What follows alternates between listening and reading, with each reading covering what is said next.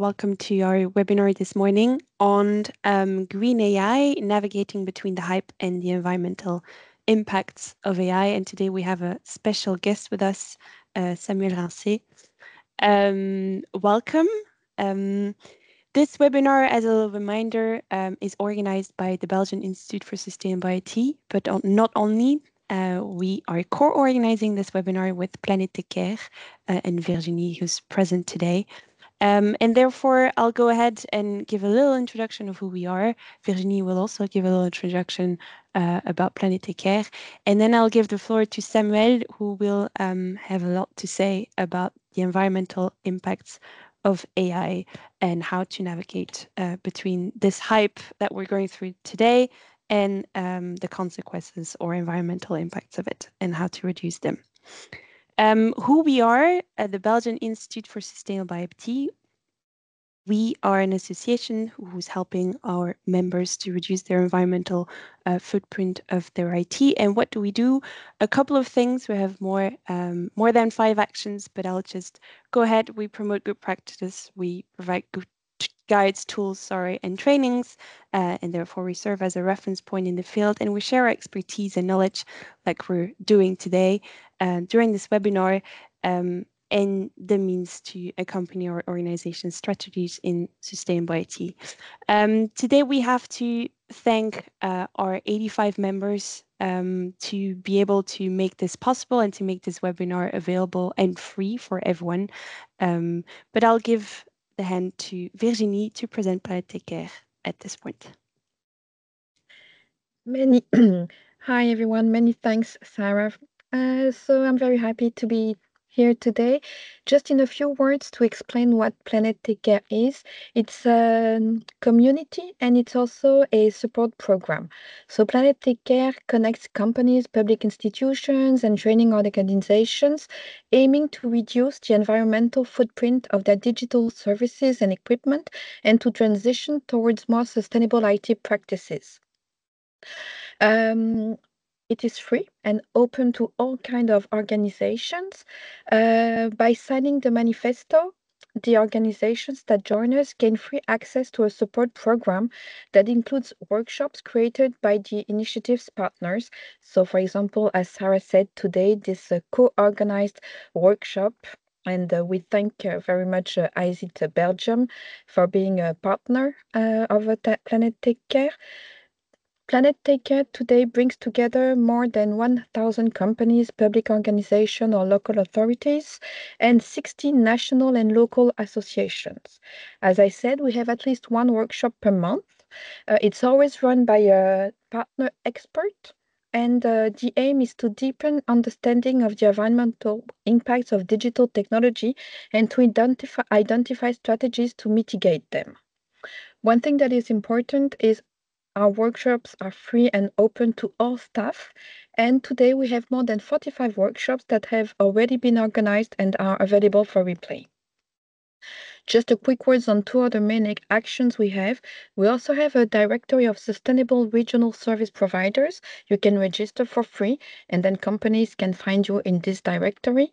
And action I also wanted to point out today is the Green Tech Forum, which is the event dedicated to digital and environment. The 4th edition will take place in a few days, on November 5 and 6 in Paris. And the 2nd edition we organize with the ISIT Belgium will take place in June 2025 in Brussels. So in a very few words, and we are very happy to join you today. And thanks to Sarah and Samuel for the workshop. Thank you very much, Virginie. Now, without further ado, I'll give the floor to Samuel, who will have a lot more to say than us about the environmental impacts of AI. I will let you introduce yourself, Samuel, and you can share your screen. Let me know if you encounter any issues. Yes, I think it's working. Can you confirm on your side? Yeah, yes, all good. So, hi everyone, and thank you for the invitation, Sarah and Virginie. Thank you for the introduction as well. So here we're going to talk about green AI. It's a field that I've been exploring for the past years. For some context, I'm working in a startup called Align, an AI practitioner. That's what I do in my daily job. So I know how it works. And in the past 4 years, I've been questioning myself about the impact of AI and IT. And that's how I started doing some volunteer time. Especially today, I'm very focused on GenAI Impact, which is a non-profit focus on the environmental impact of generative AI. And we will talk about it in the webinar. And I'm also involved in other projects at Boavizta, which is a green IT non-profit, a partner of Planet Tech Care. And I'm focused there on AI as well and on the tooling, how to make sure that we can provide open source tools to organizations to assess the impact of IT resources. And also, I've been involved in Data for Good. Last year, we've published a white paper on the challenges of generative AI. And actually, the non-profit GenAI Impact was born there during an incubation season. So that's it for myself. And we'll start with a brief overview of the state of green AI. I will start with what's like, if you've been interested in the subject, you've probably heard about Microsoft and Google with their emissions and growing energy consumption. That's basically what the press talked about. And I'm very glad that we see some coverage on this topic. Like back 3 years ago, it wasn't like really well known. There was some paper. There's of course the academics talking a little bit about it, but if you put the ratio in terms of the count of papers talking about AI and new technologies around AI compared to the impact, it was very low. It was very confidential. So I'm glad it strikes to the public news. And also a good surprise for myself, at least, is that we start to talk about other impacts. So not only energy consumption and carbon emissions, but also water consumption. And this is true for all the big providers, and we'll talk about it in the presentation. So as the title said, it's navigating between the hype and the environmental impact. So let's start with the hype and then we'll focus on the impacts. So I think you're all aware that the field of AI and especially generative AI has been like the topic for a lot of people, a lot of governments and companies. The year 2024 is not yet finished, but we're close to $100 billion of investment in total worldwide. And it's the trend has been sustained for the past years with a boom when ChatGPT and GPT-3 was released.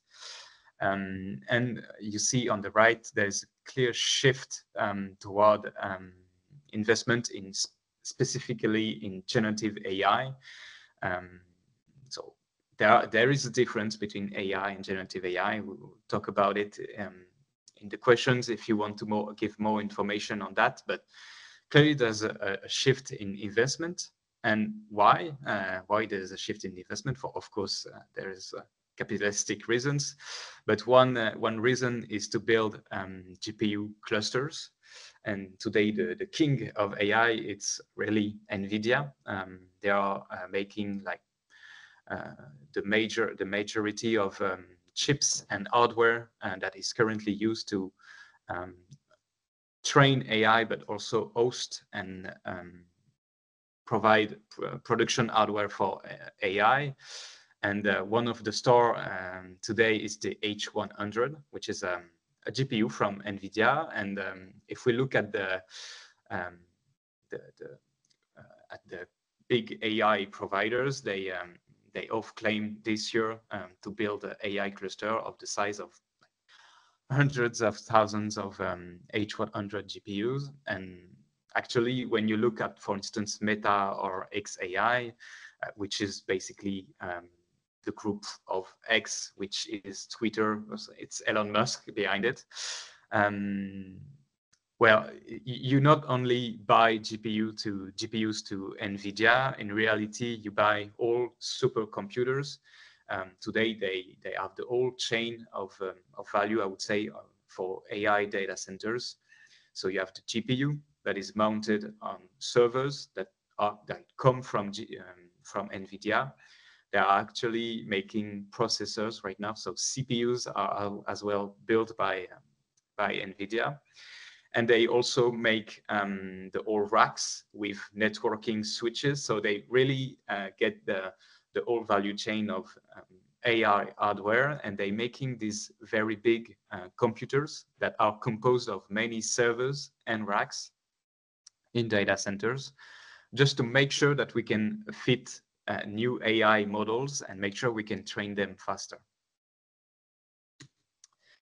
And there's also new players in the game. So because of course, NVIDIA has a big share of the market, but some newcomers are coming to start. One of them really struck me when I saw it is Cerebras.ai. And they are making a new type of chips. So basically on the right, you have the size, the GPU chip. So if you take a H100, it would be typically of that size. And they compare it to the chip they are building. So it's basically, I don't know, it's almost more than 10 times the area. It's basically the size of a wafer. So wafer, it's where we print chips through the photolithography process. And the impact of this type of new chips is, of course, not very known because there's a lack of transparency, but we can infer that it's very high. And the trend with this new AI-focused hardware, it's again to make training faster, and also using the models faster. And all of that is ready to sustain the scaling in training compute. So here you have all the past models. It's a mix with large language models, multimodal models, and also we have AlphaGo there. So it's more like reinforcement learning models that plays Go or other type of games. But basically, the trend that we observe is that the training compute for this type of models is increasing by 4.2x a year. And how we quantify that? It's precisely it's the amount of flops that goes into training models. A flop, it's basically a standard unit to say the amount of computation of compute operations that we do on numbers while training these models. And the models of tomorrow will be there if we continue the trend. And actually, we're building data centers to continue the trend. We'll be here and we get bigger and bigger if we continue that way. And this is also approved by the IEA, so the International Energy Agency, if I'm not mistaken on the name. That was like in the past years, they were very like not very say acknowledging the increase in terms of energy consumption for data centers. There were this kind of story about data centers. Of course, we're creating more data centers. They all consume more energy, or they have more compute inside them. But at the same time, we're improving efficiency, so it kinds of balance, and the total energy consumption of data centers stays flat. That was a few years ago. Now they are also acknowledging that yes, we have an increasing in terms of electricity demand, and AI is part of the responsible for that increase. and as well as cryptocurrencies that is highlighted here. And if we look at the models, because here we got the trends of compute and energy, but if we look at an example from Meta and the models, the large language models that Meta is doing, there is the series of Llama models. So pretty cute name.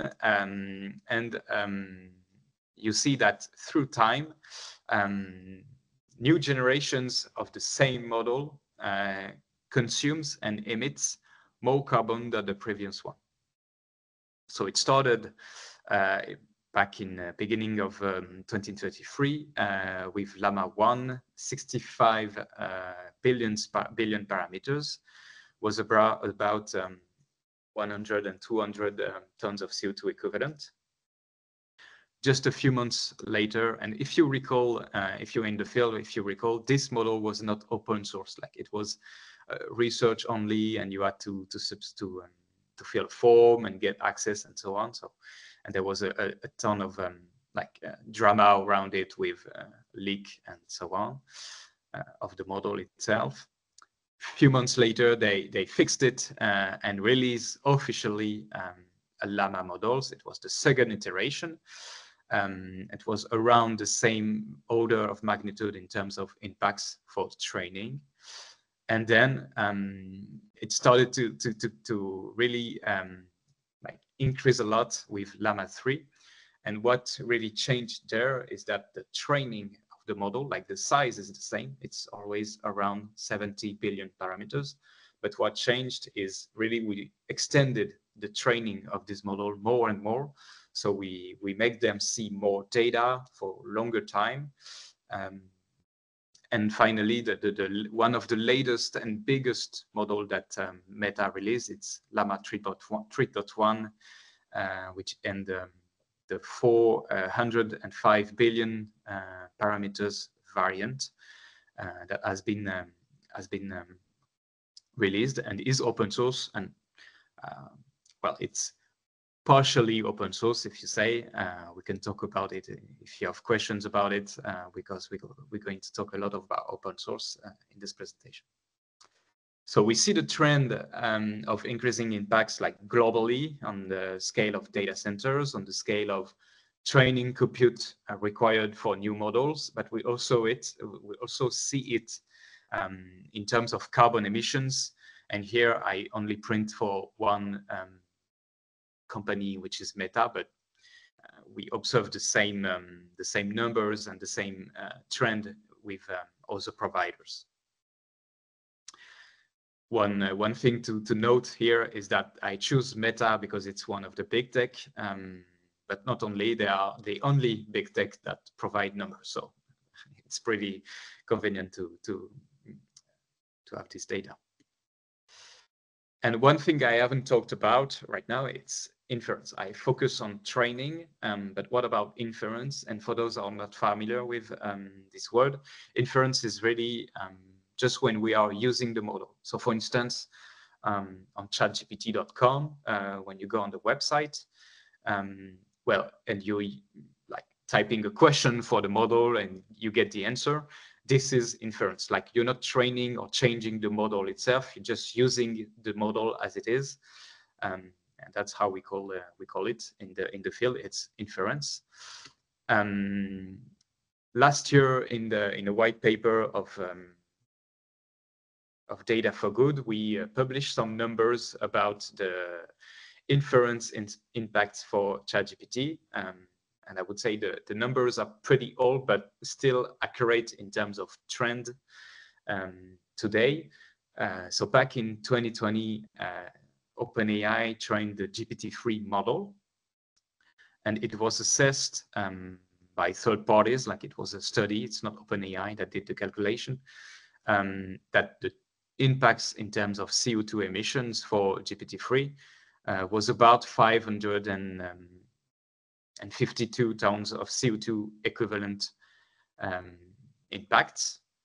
And the training for a model of this size, so around 170 billion parameters. So it's bigger than Llama models that I've shown you before. it's a training that takes about 1 month if you have a cluster of around 10,000 GPUs. So that was the scale in 2020. 10,000 GPUs was a very big cluster. Now we're talking about hundreds and thousands. And so that's for the training. And we try to compare that number to the inference, like what was ChatGPT in January 2023 using GPT-3 model. And at the scale of ChatGPT, so it was millions of users that did one or more requests every day to ChatGPT. That was the scale at this time. And with very simple calculation in terms of energy consumption and hardware usage, we arrive at that number of 10,000 tons of CO2 equivalents. So between training and inference for the same period of time, so around 1 month, we almost got 20 times the impacts of training during the inference phase.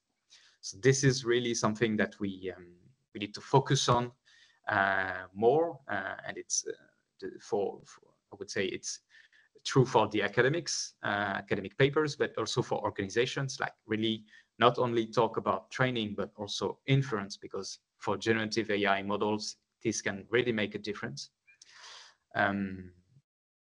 And this is true in terms of carbon emissions and energy, but it's also true in terms of water consumption.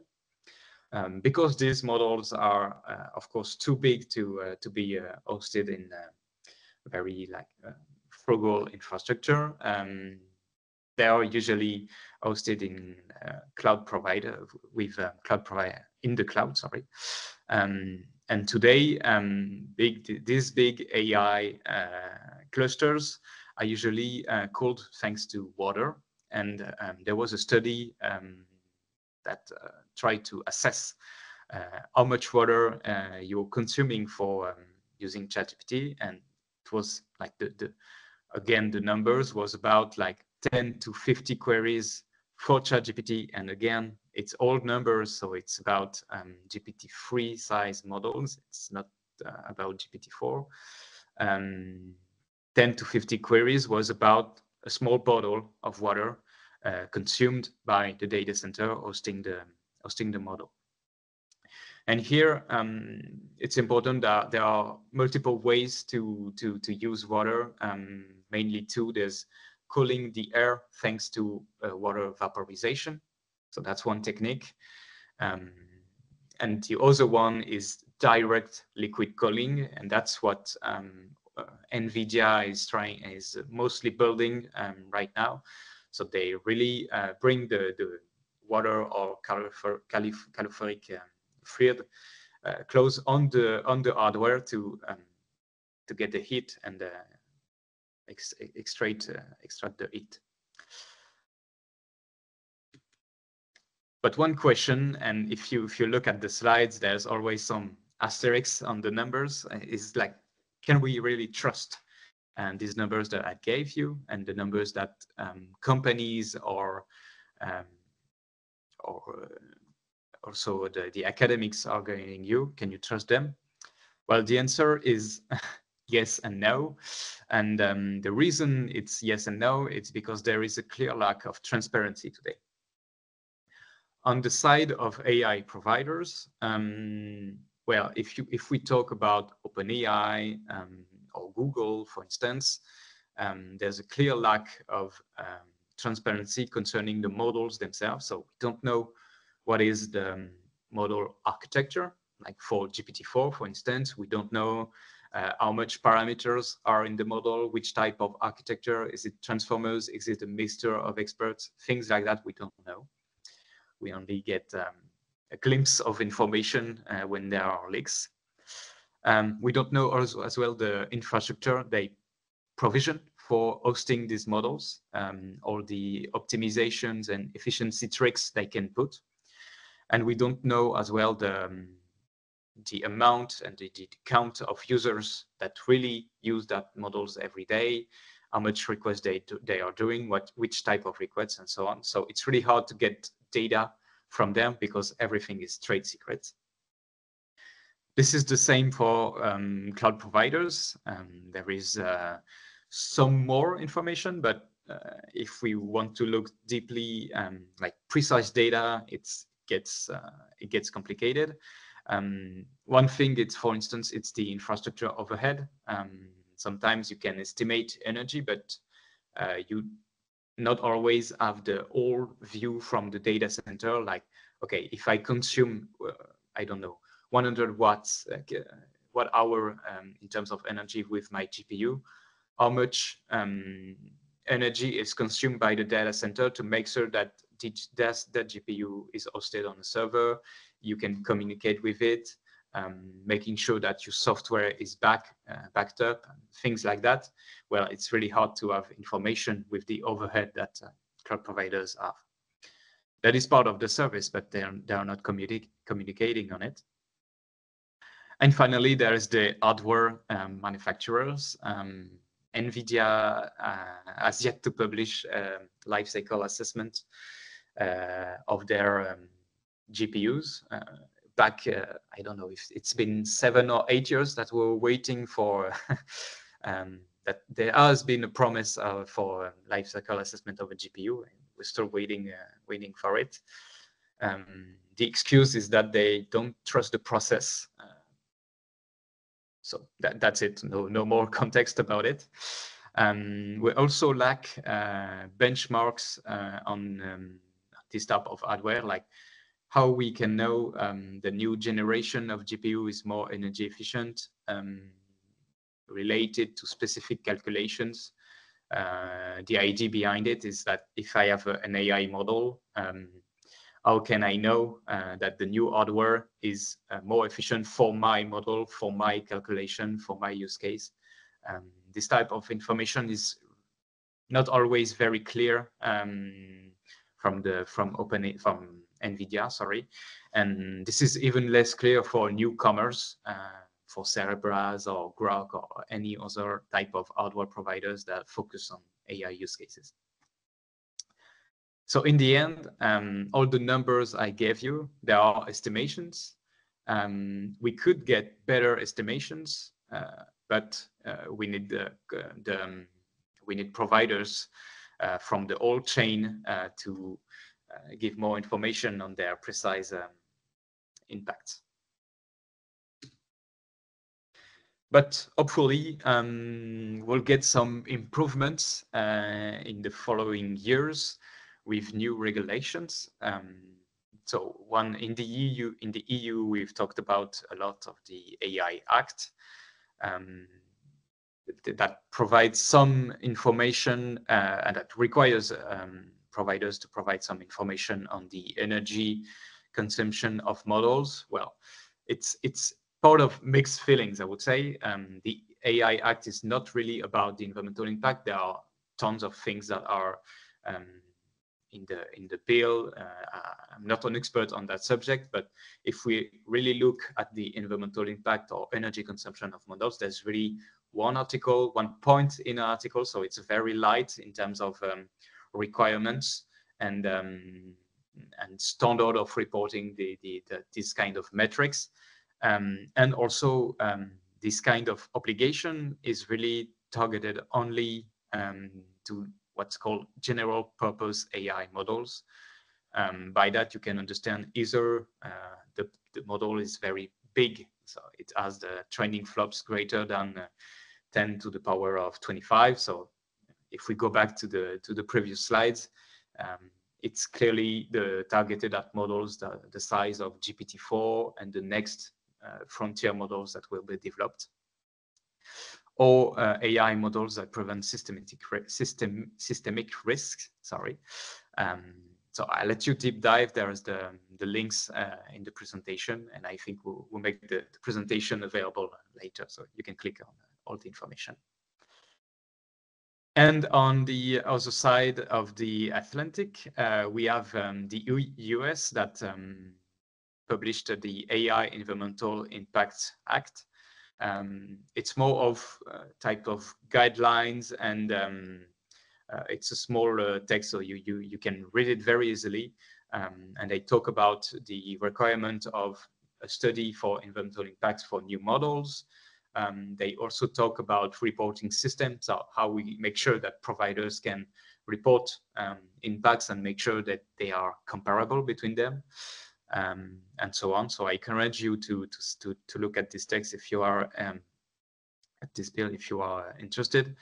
And I'm clearly not an expert on this subject, but there is the topic of the CSRD, which is corporate and social responsibility disclosure, if I'm not mistaken. And basically, companies that do business in the EU will, at some point, need to provide more transparent information in terms of impacts, and hopefully we'll get information from our cloud providers, AI providers, and so on, with this type of regulation. So I talk about a lot about the some figures in terms of impacts and what's the current state of green AI. I want to emphasize a little bit, it will be very quick, on how today we can assess the environmental impacts of AI, even if we lack transparency. So if we take again our example of Meta and the latest model, one of the latest and biggest model they have released, one question we could ask is how they compute this number, this almost 9,000 tons of CO2 equivalent. Well, the calculation is very simple here. They account for the number of GPUs they have in the training cluster. They multiply that by the power consumption of the one GPU. So typically around 500 to 700 watts and close to 1 kilowatt for new GPUs.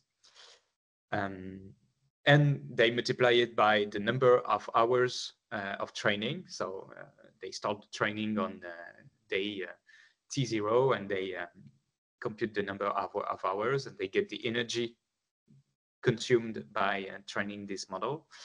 And finally, they multiply by the carbon intensity of where the compute happened. So mostly in the US there. And that's it. That's the calculation they do.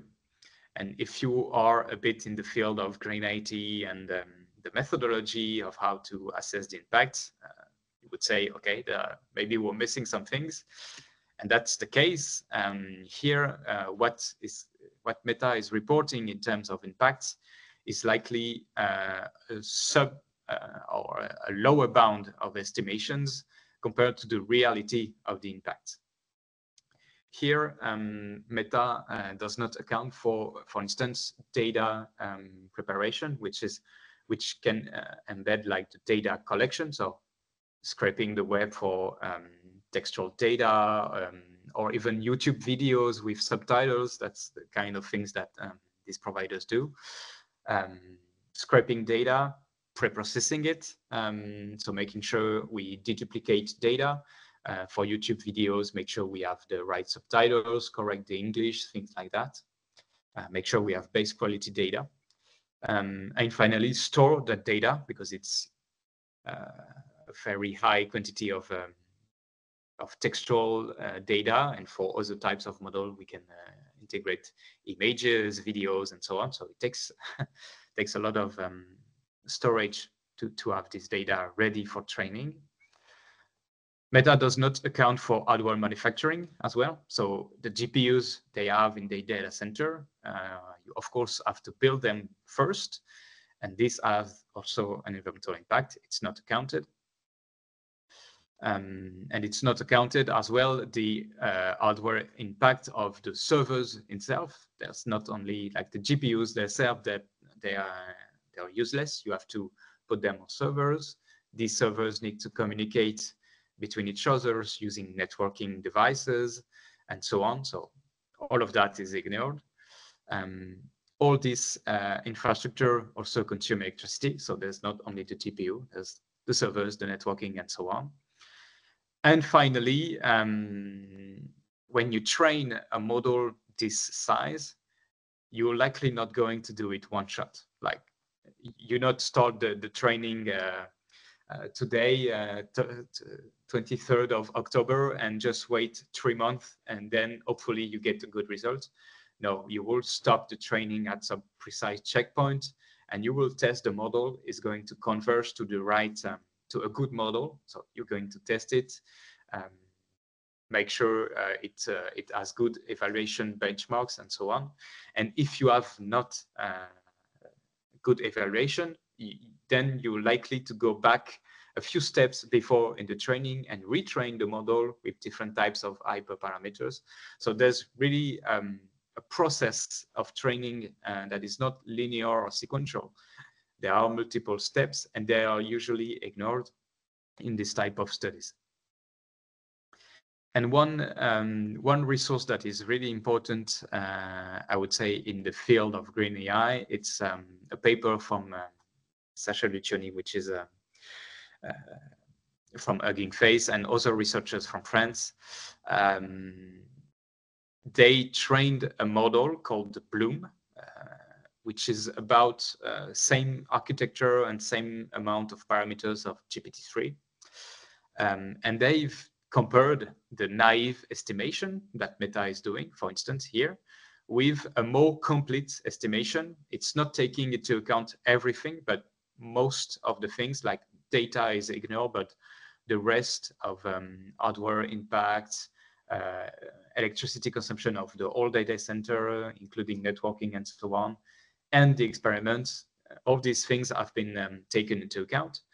And what they found in the paper is that between the naive estimation, the one that Meta is doing here, and the more, and the figure we thought that is counting, and it's more real and more accurate, you do ×5. So we could argue that today what Meta is reporting is probably, the reality is more probably 5 times bigger than what's being reported here.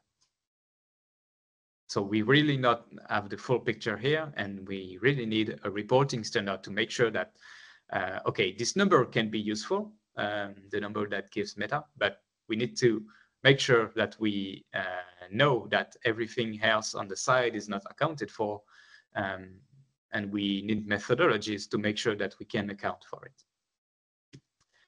And that brings us to the how, in the ideal world, we can do this type of assessment. So first, we need to look at the whole life cycle of the AI model. So I talked about it quickly, but there's the data phase that is clearly not negligible. There's the model training. So making sure that the model sees all the data and so on. And finally, the inference. So when we are pushing the model in production and clients, customers, or organizations are going to use it. So we need to assess the impacts for all these steps that are in the AI model life cycle. For each steps, we need to assess environmental impacts based on the premises that you're going to use. So you're going to, for instance, use cloud providers with a lot of data centers and network to host your service or train it. But your model is going to be served to end users, and you have also the impact of the devices that they are going to use. So make sure to have the whole scope in terms of ICT infrastructure when you are looking at each phase of the environmental of the AI model's lifecycle, and apply a lifecycle assessment methodology to it. Meaning that you're going to look at resource extraction, manufacturing of hardware resources, transportation to end-of-use location, the usage, so the amount of energy that is going to consume your GPU, for instance, or your server, and finally the end of life, like when your GPU is more than, I don't know, 4 or 5 years old. What are you going to do with it? You're going to recycle it or just dump it in nature? That's the things that you need to account for. So that's in theory what you should do if you want to complete evaluation. Of course, here we have the issue of transparency. I've talked about it before, but even if we have transparency, it's a pretty long and complex process to do this type of evaluation. It's also costs money because it takes time, and also you need tons of like technical skills. There are skills for understanding the life cycle of AI, the models itself, the skills for infrastructure, making sure you know which type of servers you're using, the configuration, and so on, and methodology skills for doing life cycle assessment, knowing how to assess the impact for a server, GPU, things like that. So realistically, you cannot do that today. If you have the budget, the time, try to do it, but it will be complicated. And in the end, this process of making a life cycle assessment of, for instance, ChatGPT usage, well, you need to do, it's not because you are doing the life cycle assessment that you're going to have realistic and correct numbers. You would need to have some kind of audit or some kind of research organizations and labs that are going to control if what you've done is correct and state of the art. So in the end, even if you do the whole process, you're not sure at the end you get the right number, or it could be some things you missed in the process and so on. So it's quite complex. And that's why one part of this presentation is about open source, the open source ecosystem and tooling that we can find around impact assessment. And I will give you some resources to help you in that journey. First one, it's called Carbon. I think it's the most famous tool in the AI, green AI field today.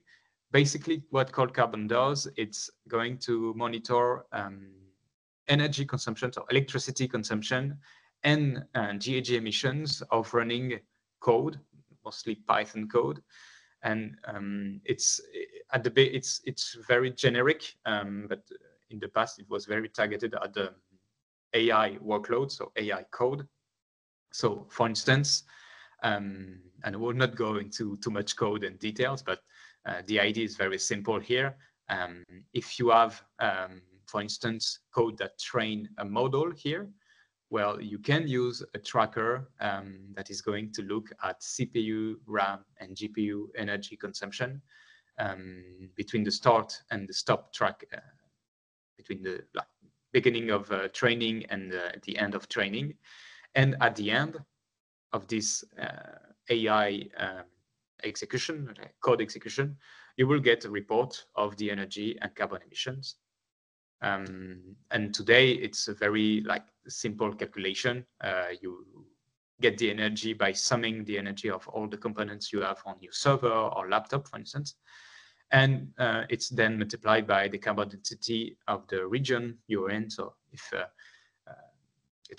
you're based in France, US, and so on, Germany, it will adapt the calculation based on that. One thing that is important here is that it's, I would say, it's a measurement, but it's really more an estimation here. So what I would say by that is that the GPU, CPU, and RAM energy consumption is estimated on the system. It's not going to account for the whole server, for instance.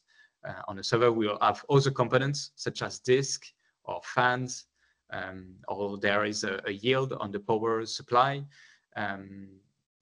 All of this account for the energy consumption of the server, and here it's not taken into account. So it's not the real total energy, but at least it's a beginning to get a sense of the energy consumption. And it's still more precise than what's doing Meta in a sense. So you're better using this type of tools.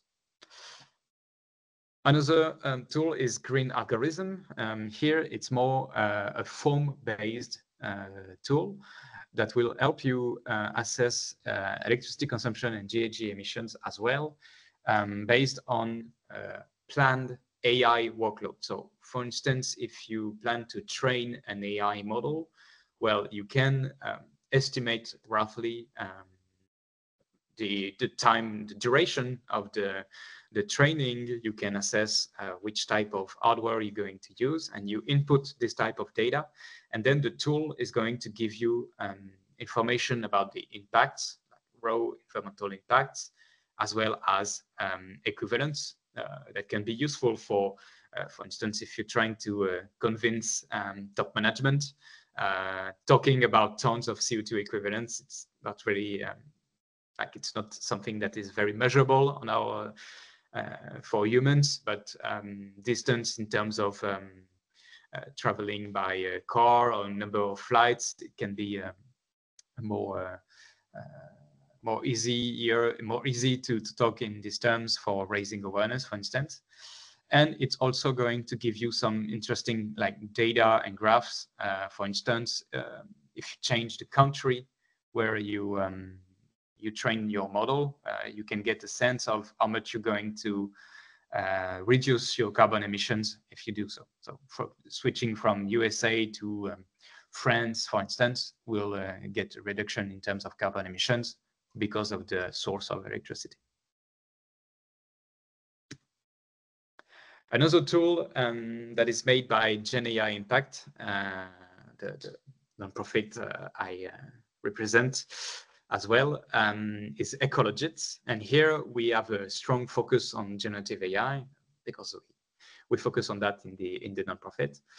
And here what we do is a tool that is going to estimate, again, electricity consumption and environmental impacts, and it's plural, for using generative AI models, and today mostly LLMs. We support LLMs from OpenAI, Google, Mistral, Anthropic, and many more. And how it works basically is very simple as well, like Code Carbon. You install the tool, you initialize it, and when you are going to make requests to a model, so here the example is with OpenAI, and this is standard code to basically use ChatGPT, but with APIs and code. Each time you make a request, the response of that request will be embedded with environmental impacts of that request. And today we account for GHG emissions, abiotic resource depletion, and primary energy consumption. And we'll soon work on adding water consumption in addition. And also we are adding the hardware manufacturing impact. So it's not only based on energy consumption, it's also based on hardware usage. And we'll see it here with a brief overview of the methodology, or what we use in the methodology. So as I said, you are here. You can be an organization or program, whatever.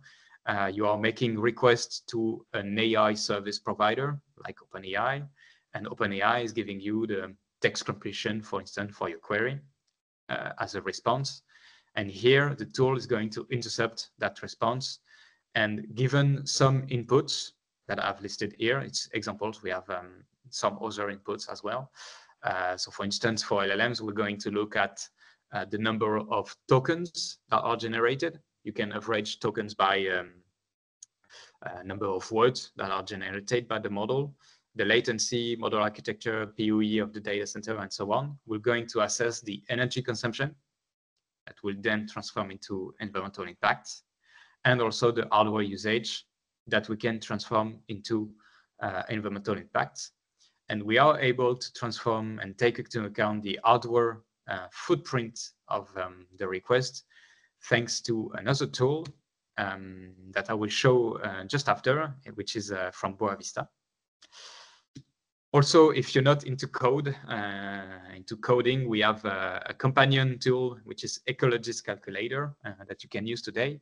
And it's basically the tool I have showed you, but instead of making real requests to AI providers, OpenAI, and so on, we use scenarios. So we say, okay, if you want to write, I don't know, a five-page document with GPT-4, then we'll get an assumption of the environmental impacts for this type of usage.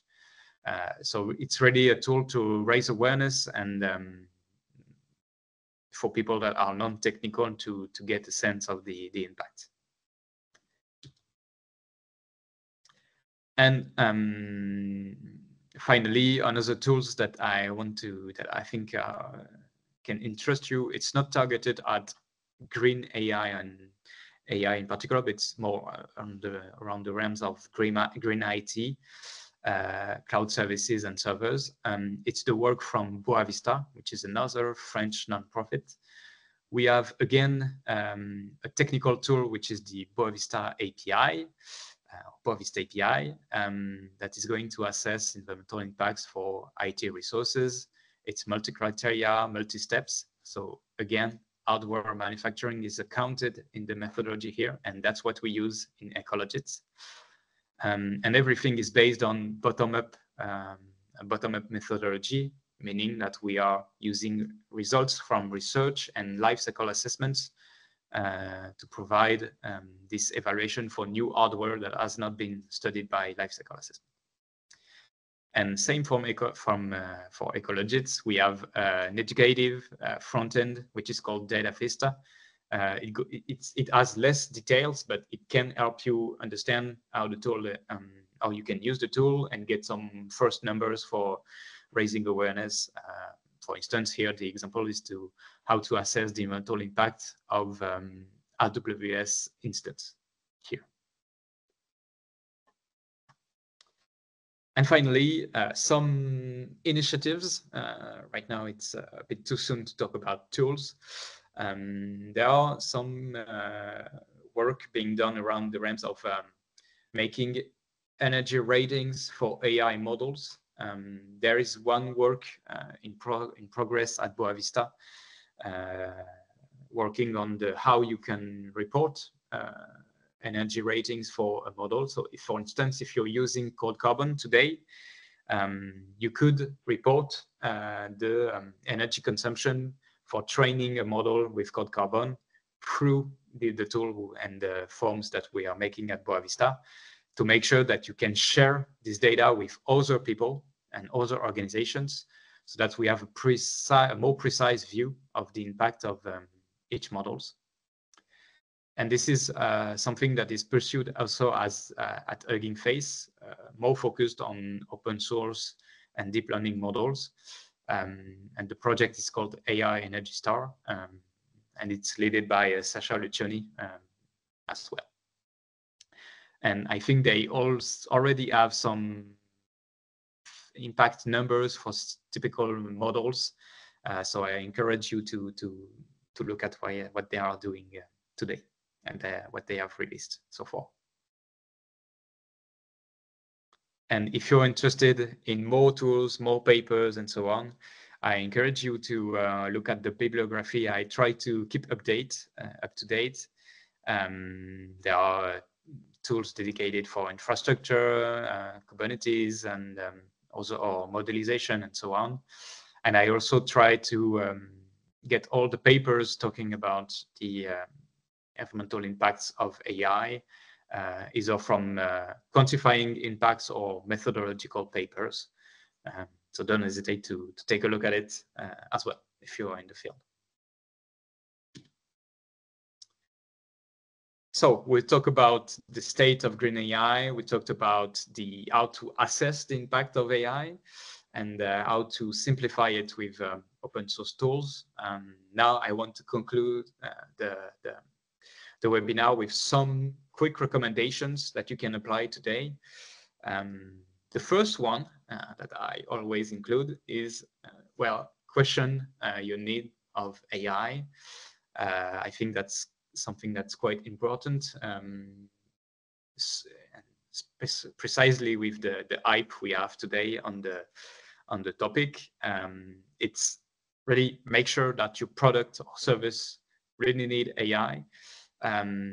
If you have to need some kind of intelligence in your service or product, maybe you can start with non-algorithmic, with non-AI, so simple algorithms. For instance, if I take our example at Align, we started with very simple rules to make our products and services that relies very little on AI or very small models. And we had first results with that. And it's easier then to motivate the use of bigger models and saying, okay, we really need bigger models because we know we lack precision on this type of information and so on. But it really helps to start small and grow bigger and bigger if you need it, instead of going with the bigger models and not caring about easier solutions.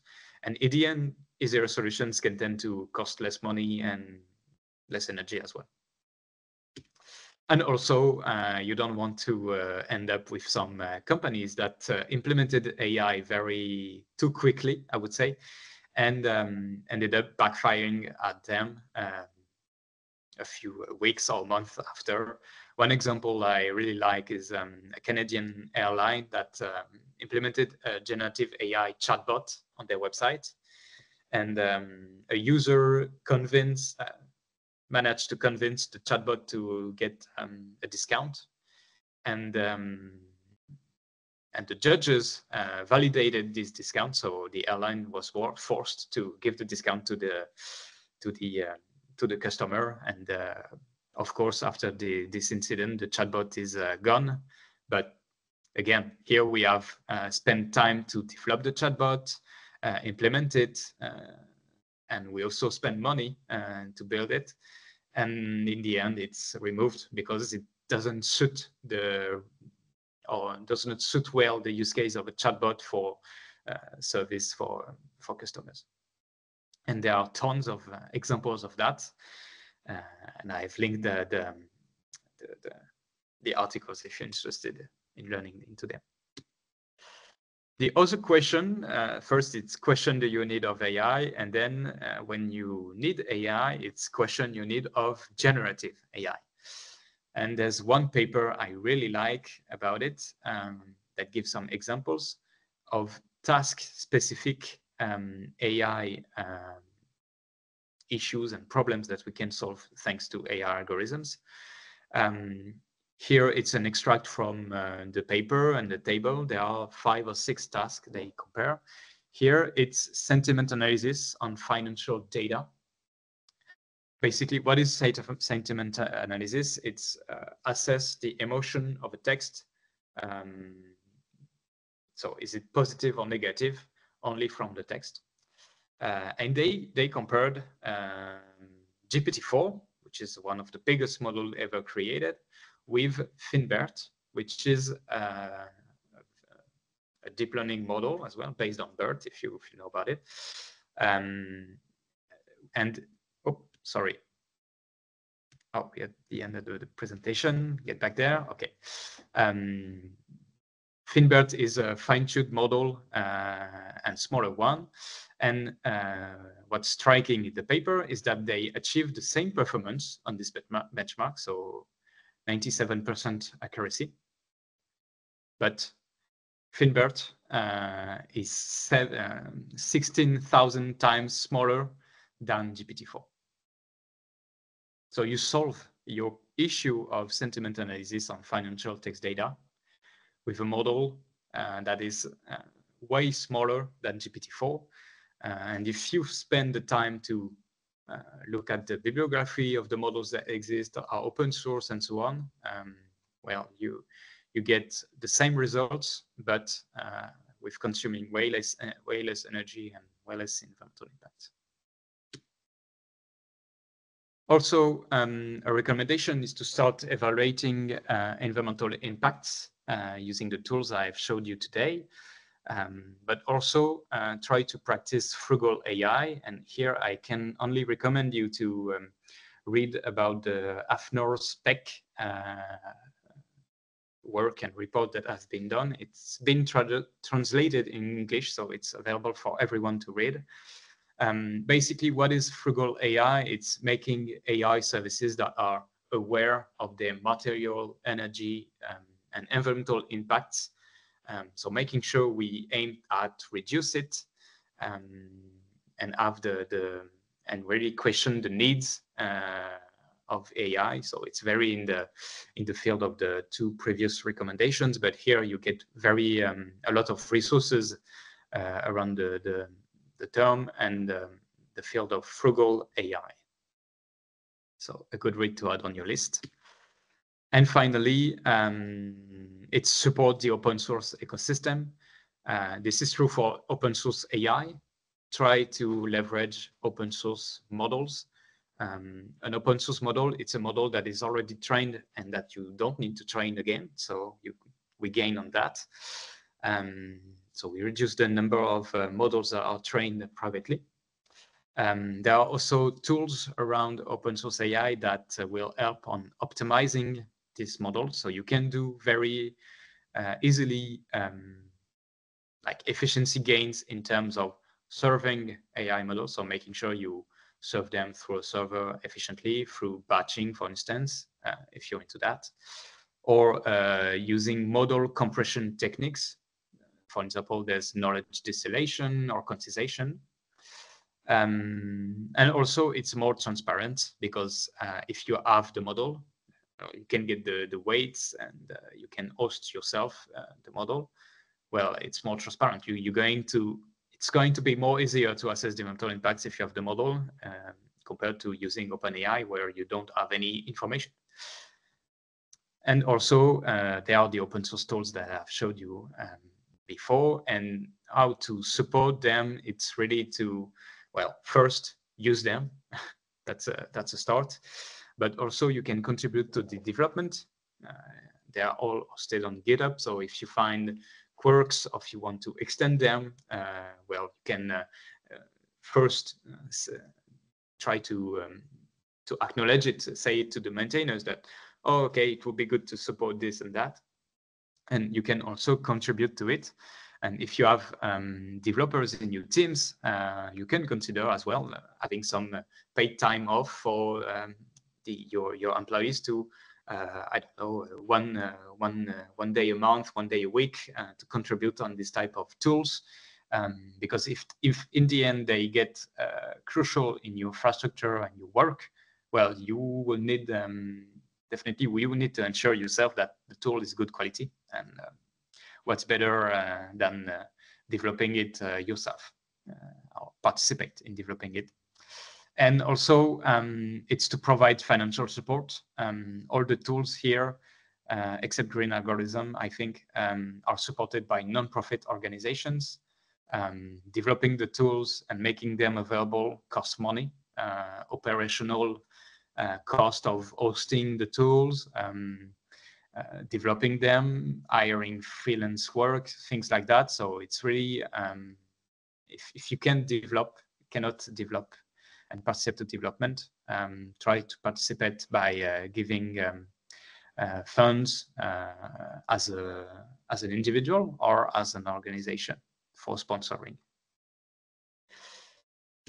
And that's it. Thank you for your attention. I hope the webinar was very clear. And again, thank you to ISIT and Planet Taker for hosting the webinar. Thank you. Yes, and if you go. Yeah, sorry. Go ahead, Simon. No, I was just going to say, like, if you leave the webinar, have a pleasant day. Thank you very much, Simon, for this really interesting presentation. It was very insightful, I think, for all of us. And I know we've gone a bit over time. It's what, 12:05. And the idea is to have a bit of time to answer a few questions, because there were a lot of questions in the chat. But before we answer them, we just have one question for you, Samuel. Would it be fine for you to share your presentation afterwards so that everyone can find the sources? Definitely. Okay, super. Thank you so much. I will share a link and you can. Thank you. And I can share it afterwards with the people who attended today. I said it in the chat as well. The webinar is recorded and will be made available on our replay on our YouTube channel